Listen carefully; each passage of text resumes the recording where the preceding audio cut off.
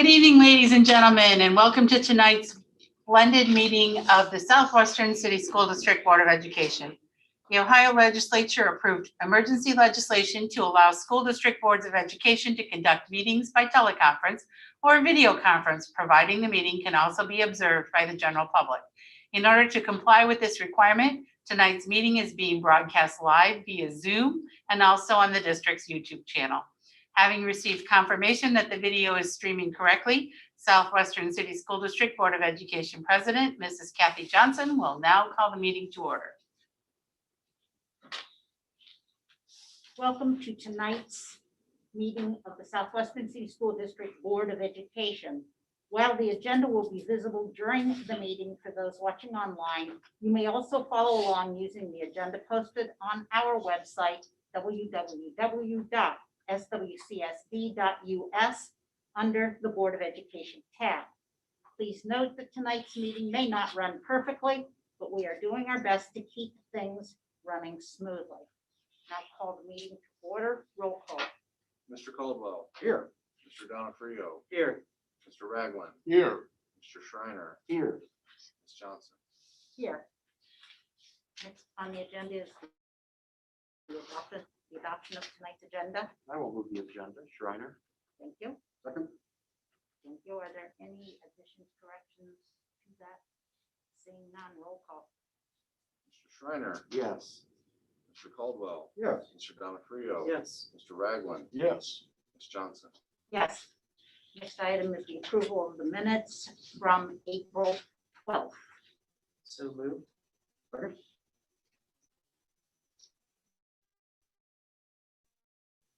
Any corrections? Seeing none, roll call. Mr. Donofrio. Yes. Mr. Caldwell. Yes. Mr. Ragland. Yes. Mr. Schreiner. Yes. Ms. Johnson. Yes. And the next item we have under staff, or under presentation, Staff Appreciation Week, Mr. Stewart. Good evening, President Johnson, Dr. Wise, Mr. Garside, members of the board. As you know, we set aside 1 week every year, Staff Appreciation Week. This year, that week is coming up on May 3rd to the 7th. So with your permission, I have a resolution here declaring May the 3rd through the 7th, 2021 as Staff Appreciation Week in the Southwestern City School District. Whereas a strong, effective public education system is essential to the success of all students, and whereas much of the success can be attributed to the qualified and dedicated teachers and staff members entrusted with nurturing the educational development of students, and whereas teachers and staff members serve as innovators, listeners, role models, motivators, coaches, advisors, and mentors, and whereas teachers and staff members work to open students' minds to ideas, knowledge, possibilities, and dreams, and whereas teachers and staff members continue to influence students long after their school days are only memories, and whereas teachers and staff members should be afforded high public esteem, reflecting the value our community places on education, and whereas the Southwestern City School District employs more than 2,800 teachers and staff members who serve approximately 21,000 students and their families, and whereas the members of the Southwestern City School District's Board of Education recognize the importance of acknowledging all of our hardworking teachers and school staff members for their tireless dedication and commitment to the education of our students, providing them with the tools to learn, grow, and thrive. Now, therefore, be it resolved that the Southwestern City School District Board of Education hereby proclaims the week of May 3rd through 7th, 2021 as Staff Appreciation Week in the Southwestern City School District. And be it further resolved that the Southwestern City School District Board of Education commends and recognizes all its teachers and staff members and invites residents of our community to join them in thanking our school employees, providing our children and youth with a safe and nurturing learning environment. Dated April 26, 2021. Thank you. Everyone sitting up here knows that it is the staff that makes a district. They are phenomenal. Moving now to our next presentation, an ESL update, Mr. Kennedy.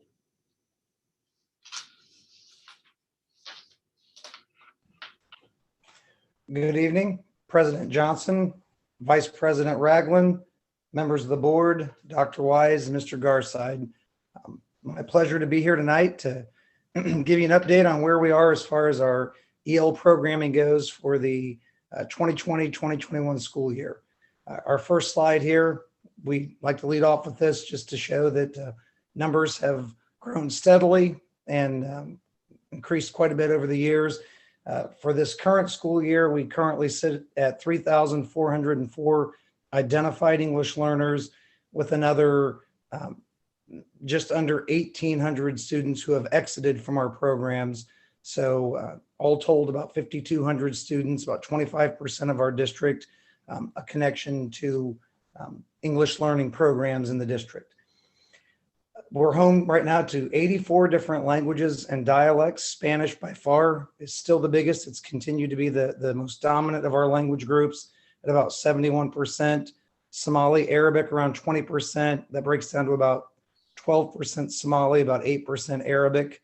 Ukraine had traditionally been our third largest language group, but our Hakachin population has continued to grow over the years, primarily in the western region of our district.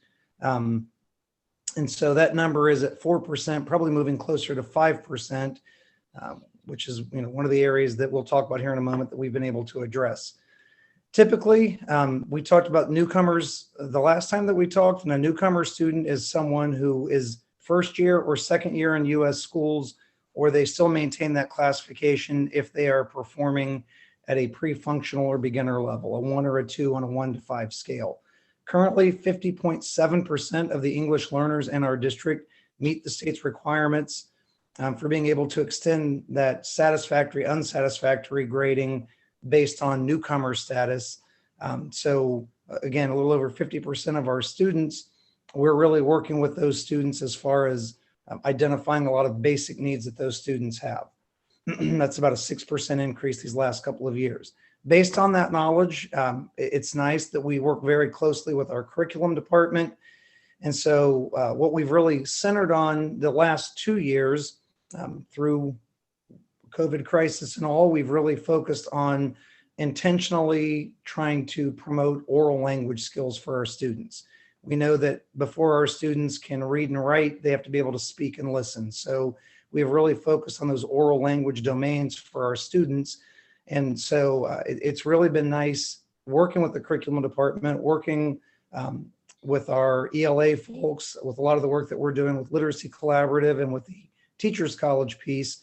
We've really been able to work on generating ideas for writing for our students, or a lot of oral and written discussion, and really using issue walls, really talking with our kids. We'll do a read aloud. We'll talk about issues that might come up from a book. And then based on those issue walls, it really has been a great thing for us in helping our students have a path moving forward with writing. We follow the curriculum department's lead that if we have students who can write, we certainly have students who can read and comprehend. So that's been our intentional focus. We were fortunate that we were selected as recipients of the Striving Readers Grant. This was the third year for us to be a part of the grant, working through our curriculum department. We worked in identifying our secondary students in both special education and the English language learning department. And so we were really able to use the money awarded through that Striving Reader Grant for a few things. We were able to really get some good job embedded training. We were able to find really good digital resources that ended up being so important in this last year. But we were really able to address a need for building classroom libraries. So we were able to use over $100,000 of that money to help build classroom libraries at the secondary level as kind of an answer to the book rooms that you find more at the elementary and intermediate level.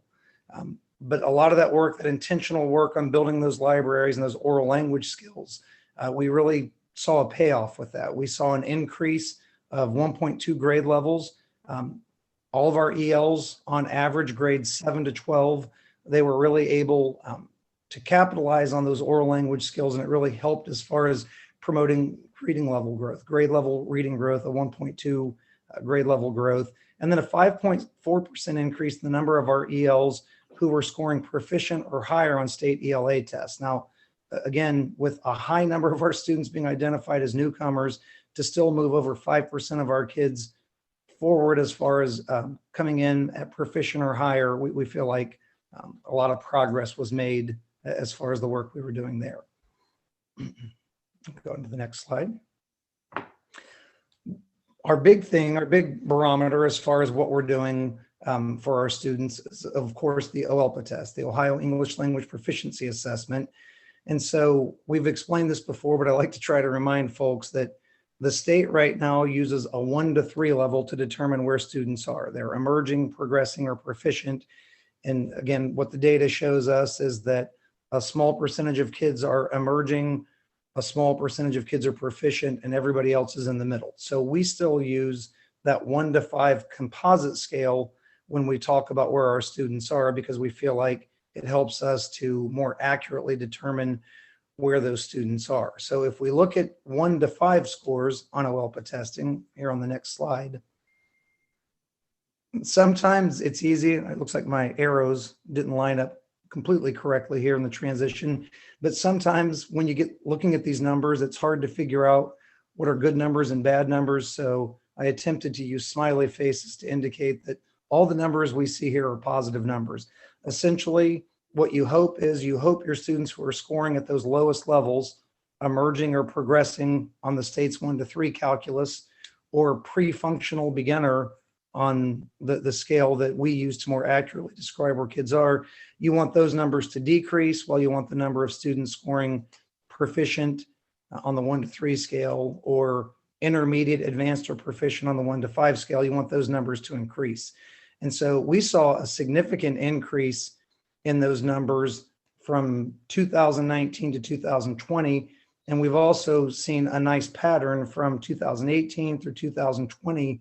We've seen essentially a decrease of about 4% of our students who are scoring in those lowest 2 domain level scores, those lowest 2 proficiency ratings, and a corresponding 4 to 5% increase in students who are scoring at that advanced or proficient level. So for us, we feel like we're moving in the right direction as far as the work that we're doing. And we really do feel like the work we do with the curriculum department has been beneficial for us in this time.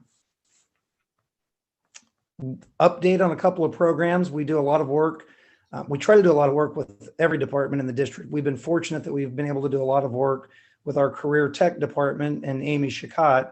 And so there are 2 programs that we have spent a lot of time. We've really been able to see great growth in these last few years. The one is the medical interpreter program through Ohio State. That medical interpreter program helps us to identify students who have strong heritage language Spanish skills.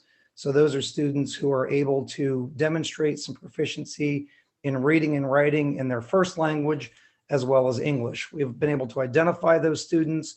We're able to get them into this program through Ohio State, where they continue taking heritage Spanish courses to improve their Spanish writing and reading skills at the same time they're doing the same thing with English.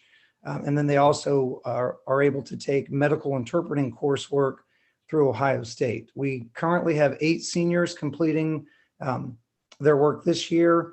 We have, I believe, 18 students that we have lined up to be a part of next year's cohort, which would be our biggest cohort yet. And so those students, in addition to the coursework they take for the district, they do work at Ohio State, and they do work through Doctors Hospital and Ohio Health as far as their medical interpreting program. Go ahead and go to that next one. The best thing for us on the medical interpreter program, for the first time this year, that cohort of 18 that we're looking at, those are students from all 4 of our high schools. It started at Westland. We've grown it to Westland and Franklin Heights. And then this year, the building principals and the counselors were great in helping us get information out.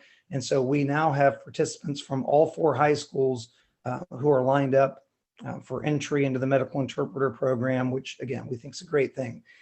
In addition to that, the opportunities for these kids when they graduate, our students right now, they've been accepted to, I believe there are 7 different universities.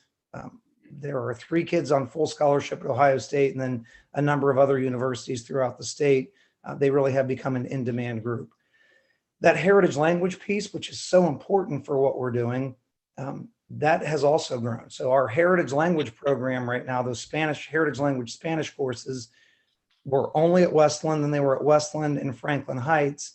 Next year, they will be at Westland, Franklin Heights, and Central Crossing. So we have teachers at Central Crossing who are going through the training with Ohio State this coming year. It's a great indicator for success in a lot of fields, but it really capitalizes on opportunities for those students to earn credits. The kids who already have oral language skills in their native language. And so this gives them an opportunity to really focus more on that reading and writing part in Spanish. Through a partnership with Language Testing International this year, we've also been able, for the first time ever, to offer high school credits for students in languages that we don't offer in our schools. We just had 2 students who completed language testing through LTI, who both were able to earn 3 years worth of credit for Vietnamese based on their scores, and then our ability to transfer those into Credit Flex credits for those students. So always looking for opportunities to recognize the skills our students have coming in. And then our other program, the Bilingual Customer Service Program, we've continued working with the Careertech department. We have students at Westland High School and Franklin Heights High School. Amy and I were able to go out and speak with students in all 4 of our high schools. And so we believe, again, we will have students from all 4 high schools who will participate in our Bilingual Customer Service Program. That's a partnership with Southwestern City Schools and Central New Mexico Community College. I think Amy will probably cover that a little bit later, but wonderful opportunities for our students there as far as career opportunities when they graduate. This year, one of the big areas that we've worked on is working with the Office of Civil Rights and working with folks from around the state to really make sure that we have a fully developed language assistance plan in place, not only for our students and staff in the district to try to help with any of the language needs we have, but really to focus on the needs of our families. Are we meeting the needs of our families in making sure that they have all the pertinent information they need for their students? So at the beginning of the year, we made sure that we sent something out to all of our buildings to make sure that our staff knew who is the bilingual assistant working in their building, what's the days they're in their building, and what's the best contact information, as well as information to a telephonic resource, Marty, that we use, just to make sure that people knew that we provide language assistance free of charge, and to make sure that they knew how to access someone if they needed interpreter support or translator support. We made sure this year that we put a language assistance plan notification in every building in the district. It's on the front page of our district website. It's on the front page of every building's website. It's in English, Spanish, and Somali because those are the 3 primary languages. Spanish and Somali are the 2 biggest languages that we need to address. So we provide this language assistance plan notification in every building. It's on all the acrylic shields that are in buildings that are up at the front counters. And then we also have acrylic stands that have those notices. And so we try to put those in any place where any of the places where people are entering buildings so that our families are aware that those services are provided free of charge. We surveyed our staff, we surveyed our families. When we surveyed our staff said to us, yep, we're pretty aware of the fact that we offer services. I think we were anywhere from like an 87 to a 95% rate of awareness that we do offer services. And so we figured that we were in pretty good standing there. We really wanted to focus on our families. And what we found when we surveyed our families is that by and large, our families were aware of the fact that we do provide interpreter services at no charge, and that key documents, any document that is pertinent or vital to a student's education is the language the Office of Civil Rights uses, that we make sure that we translate those documents as well as any document that any family member requests. So if anyone comes in and makes a request to have something translated, every time we make sure those documents are translated. What we found interesting was identifying for our families, making sure they know who their bilingual assistant is in their building, and then what's the best contact information. And so a lot of people had a good awareness of who their BA was, especially our Spanish speaking families. Somali families, that was a little bit more confusing. And then an email address. That seemed to be the area that the survey showed we needed to address the most. So what we were able to do, you'll see in this next slide, we were able to create documents like you see here on the left that we pushed out to our building bilingual assistants, that our building bilingual assistants were then able to push out to families saying in Spanish, Somali, and then in any of those buildings where Hakachin is that ever-growing language base, we were able to push information out to those families saying, here's a picture of your BA, here's the phone number, here's the language they speak, and then here's the email address to contact them. We made sure that we sent that in Spanish, Somali, and again, Hakachin in the buildings where that was most needed. And really what it gave us a chance to do was this whole evaluation of our language assistance plan gave us a chance to sit down, look at what we were doing, recognize that there are, the folks in the Office of Civil Rights in conversation a couple of years ago told us they believe we do more than any district in the state of Ohio. They also believe that every district has opportunities to evaluate what you're doing and improve the services you're offering. And so, we took that to heart. We like to look at what we're doing and see these are the areas we feel like we're strong in. These are the areas we feel like we need to address. And the evaluation really gave us an opportunity to do that, to make sure we're providing service for all the stakeholders in our community, our students, our staff, and our families. Community partnerships have been huge this past year. We have really relied on a lot of our community partners through this time of remote instruction, blended instruction, and now back to face-to-face instruction. We have really been able to focus on a lot of partnerships in the community. They've been able to help us as far as identifying families who need services. They've been great to reach out to when we have found out about families who might need support.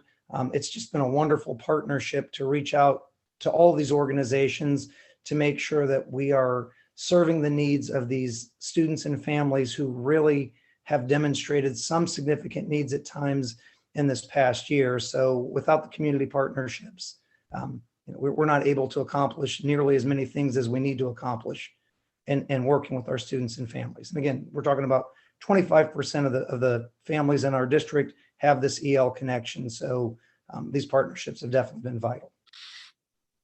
So really, in a nutshell, the one thing I guess I didn't really get to, we were so excited. This is the 7th year that we're continuing summer programming for our students. It's been great to be able to partner with our curriculum team, with Brian Bowser and Dr. Spain, with Nicole Tyo with the special ed department. We are ready to go. We're identifying our students right now. We believe we're going to be able to provide services for about 220 of our ELs in grades K to 6 this year that we've identified really are still showing some gaps in those students that we really need to provide support for. So it's wonderful to work for a district that really values the work that we do as far as providing services for our EL families. I say this everywhere, every time I go speak anywhere about the work that we do in the district.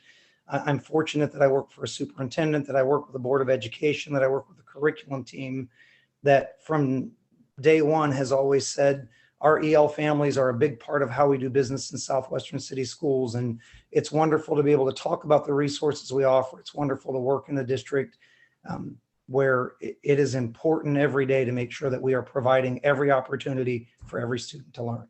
Having said that, if you have any questions, be happy to answer at this time. Thank you. Ed, first of all, I just want to say thank you so much. This is, as you said, incredibly important work, and it cannot be understated the importance of your role. I do want to just ask a couple things in particular. First of all, the Somali numbers were a little bit striking to me, that we still have quite a bit of work to do to even make that connection with the families of who their connection should be, and then also how to contact them. What have been some of the things you've committed to change to kind of increase your outreach and improve those numbers specifically for the Somali community?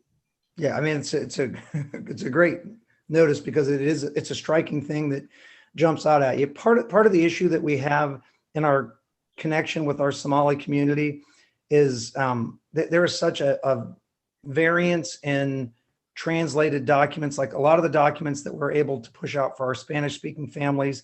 There's not always literacy in language one for any of our families. But in our Spanish speaking families, we find it to be a little bit more consistent. In our Somali families, because it's such a new language, it's only been a language since the 1970s. That's been a challenge for us in a lot of respects. So what we really have focused on, and our Somali BAs have been wonderful with this, we really have focused on those personal contacts, picking up the phone and making a call to make sure that folks understand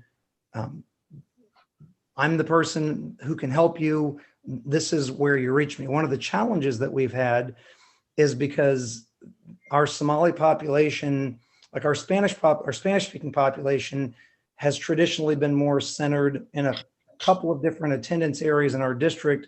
Our Somali speaking community has been a little spread out a little bit more. And so what happens is we have Somali bilingual assistants who are covering more buildings in some cases, because the numbers are not as high. Like there aren't, in some buildings we'll have 140 Spanish speaking students in a building, and we'll have 30 Somali speaking students in one building, 15 in another, 22 in another. And so we're trying to what we've really committed to doing is working on making sure that we realign those resources so that we have as much consistent contact in a smaller attendance area as possible. And so it's a challenge, but it's something that, again, the data says to us it's something that we really do need to address. And so we have found great success just in the amount of time that we've pushed this paperwork out, or this information out to our families.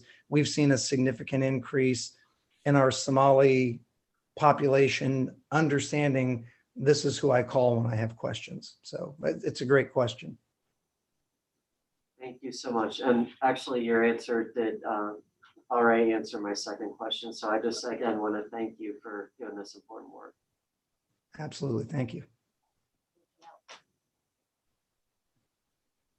Thank you, Mr. Kennedy. I look forward annually to your updates. Thank you very much. Moving now to our career technical education update with Mrs. Shakot. President Johnson, Vice President Ragland, members of the board, Dr. Wise, and Mr. Garside, thank you for having me this evening. And I'm very happy to see you, even though it's remotely. I'm happy to be in front of people. This has been a tough year, I think, just all of us being separated and so fragmented. So thank you for having me tonight. I wanted to start off just to kind of wrap up a little bit from our last year's, I think last May 11th we met, and I had a few things out there in the no man's land, not sure where things were going. So I wanted to start off tonight just to kind of wrap up some things from last year. I wanted just to start and let you know that we are not offering any new programs next year. We're holding our own for next year with the programs that we have. We have just finished our first round of recruiting. We do have a waiting list in 11 of our 17 programs. We have 3 additional programs that have over 14 students enrolled. And actually we have one that has 14 and the rest of them have anywhere from 18 to 21. And 24 or 25 is a full program. We are in the second round of applications right now. And so we are receiving applications every day. So just to kind of wrap back around where we were last year and trying to figure out how we were going to recruit and promote this year, we did all of this without any in-person events.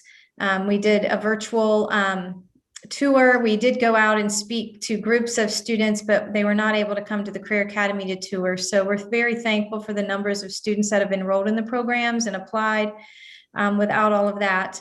Our senior only programs, the customer service that Ed was talking about is full.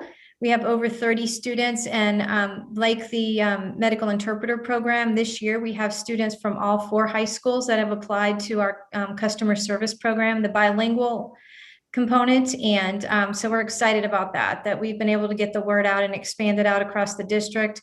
Our state tested nurse assistant summer program, we're happy to say will be on this summer, and we're full. And then our NCCER construction program is full for next year as well. Our fire academy, We currently have 16 applicants, and we're in the process right now of working out the details with our stakeholder team, Columbus State and our township fire departments, on the cost, the instructors, the location, and just finalizing all of those details. And then last year at this time, we were talking a little bit about our middle school courses, and we had rolled out 7 new middle school courses last year. And with COVID and the virtual school, we had to scale back, and we offered 2 middle school courses this year. But I'm happy to say next year we're going to be hitting it strong with 6. 2 of the courses, after we received some input from instructors and principals and students, we kind of combined 2 courses because of the standards overlapped. But I'm really excited to say that we're heading full force with our middle school courses next year. So that's a good thing. Last year when we met in May, we talked a lot about the credentials, because this is the time of the year that our students typically sit for their credentialing exams, and most all of them were suspended and put on hold last year. We had 17 students in our senior program last year. 17 of them earned the NCCER core before we went out on the COVID shutdown. And I'm happy to announce that 11 of those 17 we were able to get a hold of, and they did return in November for some review days and some practice times. And 11 of those 17 were able to earn their NCCER carpentry credential. So they earned both the core and the carpentry. Our instructor, Mr. Busby at Westland, worked extra hard to get a hold of the students and provide some extra support on several Saturdays in November to those students. We had 11 students earn the FANUC tool operating and programming credential. This was the first time we offered it in the district, and we had to do some of those opportunities remotely and virtually, which was a challenge with technology. We had 3 students earn the CompTIA Cybersecurity Plus Security Plus credential, which, if you know anything about that, typically only 40% of adults that take this credential test earn it. And so we had 3 students last year. 16 students earned the IT fundamentals, which is also through CompTIA. 9 that earned their American Welding Society credential. And our instructor, Katie Gonzalez, this was her first time to offer this, and the first time since we've had the welding program at the Career Academy that we've had 9 students earn the credential. So that's exciting. We also had 43 students earn the STNA of our 2020 graduating class. So we were happy that the seniors last year, several of them when they were juniors earned it, and then we offered it in the summer program in 2 sessions. And then we had 11 of our cosmetology students earn the credential, which is about half of what we typically have. By the time we were able to circle back around and the state board was open, several of those students had decided to go a different direction. But I just wanted to kind of wrap around that. Just last year at this time, we were wondering how it would end up. And so this is how it ended up with those programs. So we can go to the next one. The credentials for where we currently are. I'm excited to say right now, early childhood has had 7 2020 grads that earned their Child Development Associate credential. And if you know anything about that credential, it requires 4 different units, 120 hours of instruction, a portfolio, and 480 hours of direct instruction with a preschool child and preschool children in a classroom. This year, we have 12 students ready to sit for their credential exam, which is a miracle. If Brian Bowser's on this meeting, I'd like to give kudos to him. He really came and supported Careertech and provided opportunities for our early childhood students to actually participate in field placement throughout our district in our kindergarten classrooms, because our preschool hours and classrooms were limited this year. And it has been a challenge this year for the students to get in front of preschool children, as you can imagine. But we have 12 students that are ready to sit for the credential this year, the most that we've ever had. And it all happened this year when things were kind of crazy. And our teacher, Tracy Holzbach, has done an amazing job. But I do thank the district for their support and all the teachers that came to the table and said, we'd love to host a student and support them. And so that's been a great thing. I'm also excited to say we have 46 current pre-nursing students who will test May, and this is supposed to be May 19th, 20th, and 21st. We have to go to Fairborn. All the local agencies are still shut down, but we are taking up 6 sessions and we have 46 students ready to sit for their STNA test. So I'm really excited about that. That is one of the components of entry into nursing school, is having your state tested nurse assisting license. So I'm excited about that. Our culinary arts students, we just ordered 55 ProStart tests.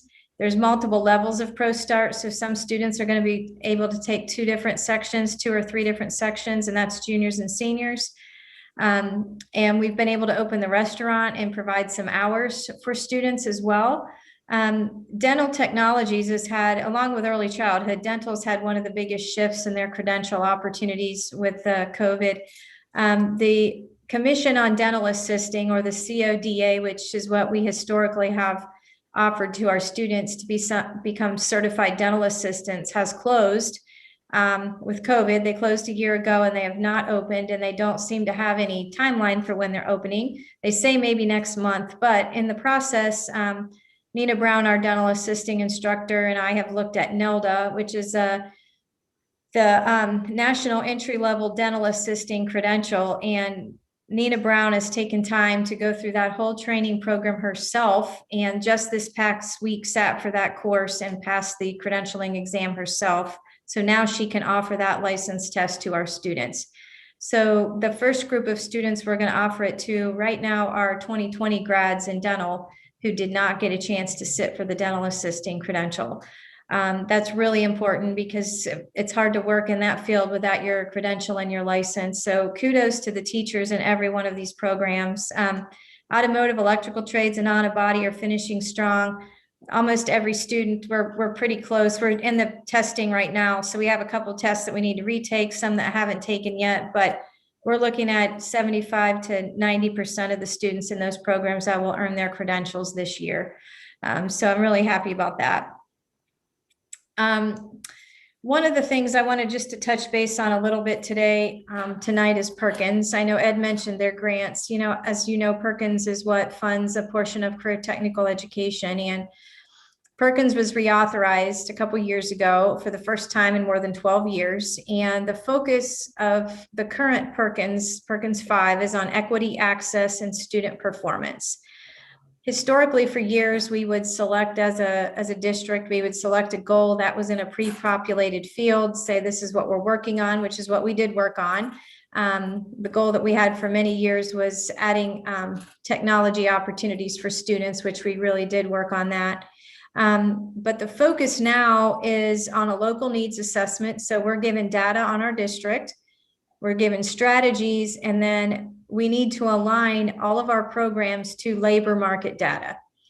So that is a huge component that has been very different than what we've done in the past. So we look at the labor market, look at our current programs, we look at our local needs and our student population, and then we write goals that bridge that gap. One of the new measures for Perkins has been added is work-based learning. And you've probably heard that terminology when you're hearing about the new high school graduation requirements, because work-based learning can be a component of that, but it's also a component of Perkins and of career technical education. And so that's going to be a big part of what we do and how we grow that. We're working on that daily. Another change in Perkins is the definition of a concentrator. And what I mean by that term, when you look at our Career Tech report card and you look at this percentages and the numbers, that's all based on concentrators. And historically in Perkins 4, a concentrator was a student that completed 51% of the program. So if we had a student that completed their junior year, came back their senior year, and even took 4 or 5 days of the program as a senior, they considered that 51%, and we counted that student data, their technical skill attainment, their placement in our grade card. Now, it's any student that's completed 1 or more courses. So that's a lot of students in Southwestern City Schools, because we offer electives at all 4 of our high schools, in addition to having a career academy where students are taking advantage of 4 courses in a program. So I just wanted to let you know that our numbers are going to look quite a bit different from our concentrator status, because the definition of what it means to be a career tech concentrator has changed. Like I mentioned, work-based learning is really a key component to what we're doing. And we've always had in Southwestern, I mean, for as long as I've been here and prior to me coming to Southwestern, students went out on early placement, they participated in internships. But now there's some very specific guidelines on work-based learning. And one of the measures is 250 hours. So in order for a student to use this for graduation, if you're a student that's out of high school that does not participate in Careertech, you need to track, you can track that from freshman year all the way through 12th grade, 250 hours. You need to have an employer sign off and work with you on that. If you are a student in a career technical program, your 250 hours have to align to your career technical program, but they also have to align to standards. So it's no longer activity-based where students can go work, which typically our students did not, but our students have to identify the standard that they're working on while they're at work that aligns back to the curriculum that they're learning in their class. I attached the form, but we don't need to open that up today. But one thing that my department's worked on is trying to make it a little simpler for the student and for the teacher and for the employer, because an employer has to sign off on every one of these documents as well. So we pre-populated the form with the majority of entry-level standards that a student might be working on. The student then tracks their hours and identifies the standards based on the work they're doing that week or those 2 weeks, and then the employer signs off on it, noting how many hours they worked. So that you're going to see a lot of that information when you look at report cards, when you look at the Careertech report card, when you look at the different measures in the district report card. And there's 6 different types of work-based learning. I won't get into that today, but there's 6 different scenarios and examples of what that means, but they all need to align to standards and have an employer business partner sign off on it and serve as the proctor/facilitator. Our quality program standards for Careertech, and again, you'll see this on our report card, and there's 3 components: the technical skill attainment, which is our web exam. And I'm happy to say from our graduates last year, every program that we had, we met or exceeded the state standard for technical skill attainment. So every one of our career technical programs. And that's kudos to our teachers, our staff, and our students for working extra hard. So they did an amazing job, even in the midst of all the different learning environments that were provided them. Our post-program placement, this is where we have to follow up with our students 6 months after they graduate to determine if they're in the military, if they're working, or they're in college. Again, we've done very well in this. We're on the 92-93% of our students placed in one of those. And then our work-based learning is that 3rd component for quality review. We currently have 50 students out on work-based learning with that definition and 66 students out in internships. And as you can imagine, this one area has been a little more challenging. With some of our industries have been open, never closed, and students have had an easy time getting out. Some of our other industries have been a little harder for students to get out and work. So we're continually trying to build partnerships and have opportunities for our students to be out in work-based learning. The state measure is roughly 12% of our concentrators that they would like out working. And that's going to grow as Perkins moves forward. So eventually they're starting small, but really want to grow on that. So just wanted to explain that a little bit to you tonight. And then I wanted to end with some student success stories. Ed's much better at pictures than I am. I don't have pictures of the students, but I wanted to start off and just share one of our Project Search students. And this student was adopted, she and her siblings, by an amazing family in our district, and have just really worked with her building skills and the home. And then our school district has just come alongside her and built skills. And then the student had the opportunity to join our Project Search program. And she was offered a full-time job with Ohio Health in surgical sterilization at Riverside Hospital. So she's in the process. The last 2 weeks have been going through her orientation for the position, and will be starting here very soon. But an amazing opportunity, a career opportunity with full-time benefits, and opportunity for growth in a department. And they actually liked her so much and felt she was such a good fit, and so excited to put her through all that, the job coaching and the partnership there. So we're really excited for our Project Search student. We also have a culinary arts student that has been working in the field, but through a partnership with our culinary and hospitality program, we had an opportunity to have Cameron Mitchell himself come speak to our students. And it was an amazing experience for the students and even for the adults.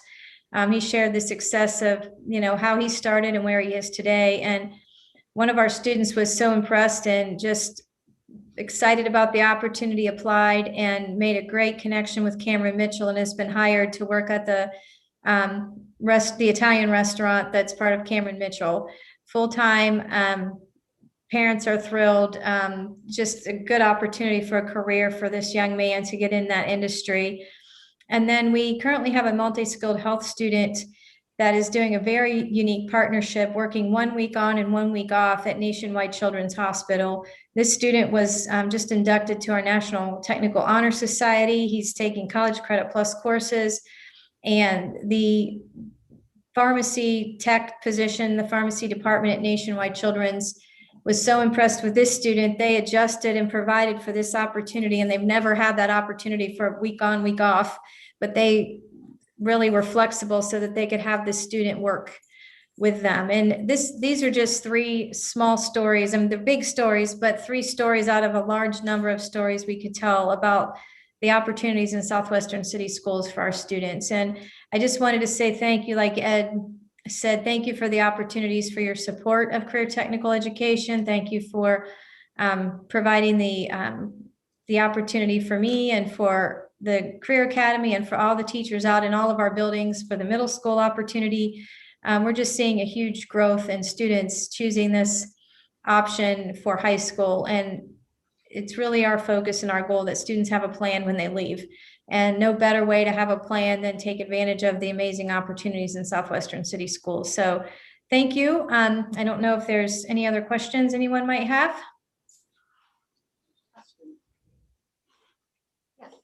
I have one question just about our STNA program. I saw that it's full. Is there any ability or desire to expand that eventually?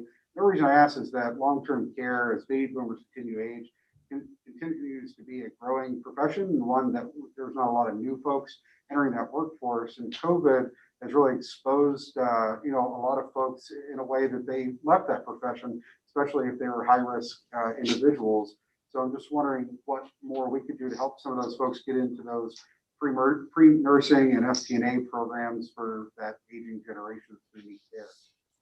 Well, thank you for the question. That's a great question. That's one of the reasons why we added the senior only program. So we have 24 students signed up this summer, in addition to the 46. The 46 that are testing this next week are in our high school program, the 2-year program. So we did expand with the senior only program, but our challenge is our instructor. It's hard to find someone that is a nurse that meets all the criteria to actually be an instructor for an STNA program. And so we would be happy to expand it, but our teacher that teaches our 2-year program throughout the school year is teaching the summer program. And she doesn't have any more hours in her day or her summer to add any more, but that would be our challenge. So we could absolutely offer some other summer sections. And then we have no space at the Career Academy right now for any additional programs, but the summer option would be a great one, but we'd need to find another instructor. Thank you. Thank you, Mrs. Chicat. I will say on a personal note, I missed seeing the search students this year. I know. Well, if we are going to have our career passport for Project Search and Career Development, we're going to have that in person. So if you're available, the invitations are coming out here soon. We've combined those 2 since they're smaller groups and we have a large venue. So if you do want to come see them, then we'd love to have you at the passport ceremony. Thank you very much. We look forward to seeing those invitations. Okay, thank you. Moving now. May 20th. May 20th, okay. Moving now to items for action. Personnel, Mr. Ragland. Hello, thank you, President Johnson. On the board agenda this evening are 10 personnel items involving 784 persons.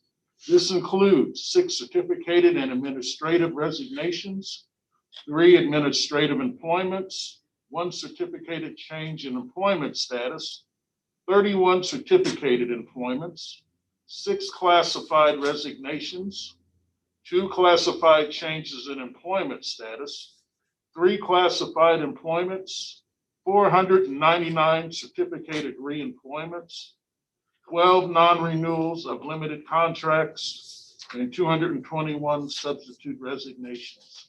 And after review of these items, I do recommend them for passage. Second, Schreiner. Thank you. Any questions? Roll call. Mr. Ragland, Yes, with abstention from item K. Mr. Schreiner, Yes. Mr. Caldwell. Yeah. Mr. Donofrio, Yes. Ms. Johnson. Yes.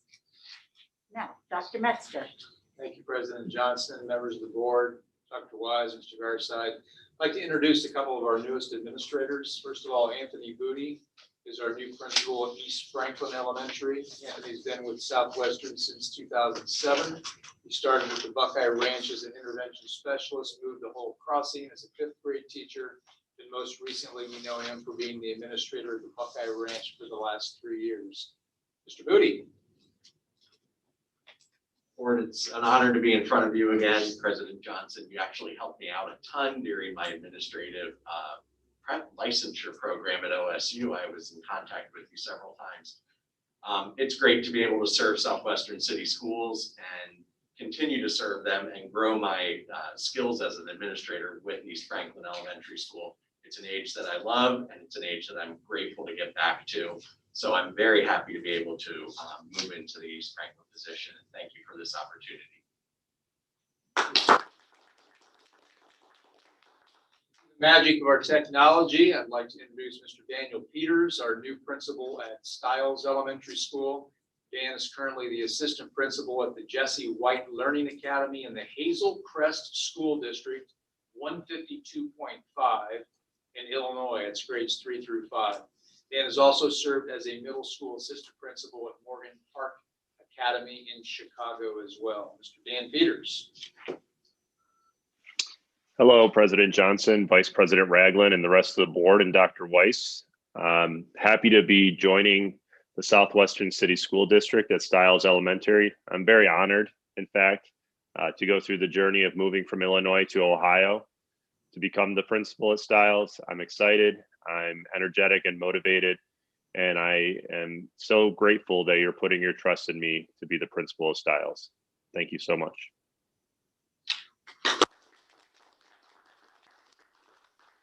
Thank you. Moving on, do we have any board items for discussion? Seeing none, entertain a motion to adjourn. So moved. Thank you, Mr. Caldwell. I'll second. Thank you, Mr. Donofrio. Roll call. Mr. Caldwell, Yes. Mr. Donofrio, Yes. Mr. Ragland, Yes. Mr. Schreiner, Yes. Ms. Johnson. Yes. Thank you all, and have a wonderful evening.